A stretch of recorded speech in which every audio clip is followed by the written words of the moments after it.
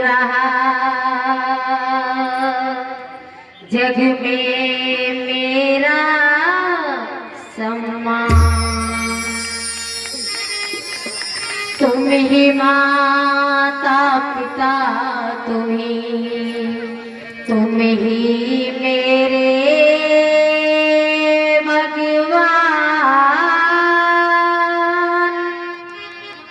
तुमसे ही तो हो रही जग में मेरी पहचान। बाबा साहब, आज मैं जो भी कुछ हूँ आप ही की बदौलत हूँ। इस लता सागर की कोई औकात नहीं इस मंच के ऊपर खड़ी होकर आप लोगों को भाषण देने की। ये जो अधिकार हमें दिए हैं ये बाबा साहब के संविधान से हमें मिले हैं। वरना हमें वो भी दिन याद है कि एक दिन वो था कि महिला को पढ़ने का अधिकार नहीं था, अच्छे कपड़े पहनने का अधिकार नहीं था, किसी के बीच में बोलने का अधिकार नहीं था और अच्छा खाना खाने का अधिकार नहीं था।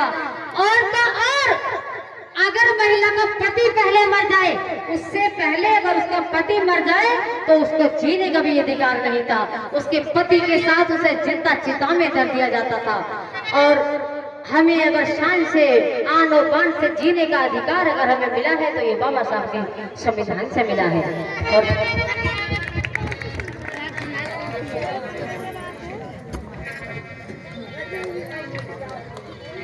तो कहना है कि एक इशारा आपने हमेशा से देखा होगा जी, आप सबसे भी मैं कह रही हूँ कि बाबा साहब की उंगली हमेशा यूं ही रहती है।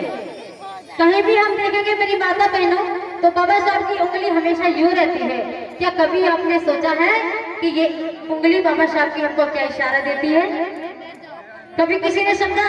अगर हाँ तो यूं कर दो, अगर ना तो यूं कर दो। किसी को पता है? नहीं पता। बाबा साहब इस उंगली का इशारा देकर कहते हैं कि मेरे बच्चों, मेरे समाज के लोगों, मैं आपको रास्ता यहाँ से लेकर संसद तक आपका रास्ता साफ कर दिया है। आप यहाँ से लेकर संसद तक जा सकते हो, नौकरी कर सकते हो, कुर्सी पर बैठ सकते हो, लेकिन उसके लिए तुम्हें मेरी 3 बात माननी होगी। सबसे पहले तुम्हें शिक्षा प्राप्त करनी होगी, उसके बाद तुम्हें संगठित होना पड़ेगा और उसके बाद तुम्हें संघर्ष करना पड़ेगा। लेकिन मेरे भाइयों, मेरी माता बहनों, हमने बात तो मानी लेकिन अधूरी मानी। जैसे कि हमारा समाज शिक्षित तो है, हमारा भैया जी नाश्ता बीच में बांट दिया, गलत बात।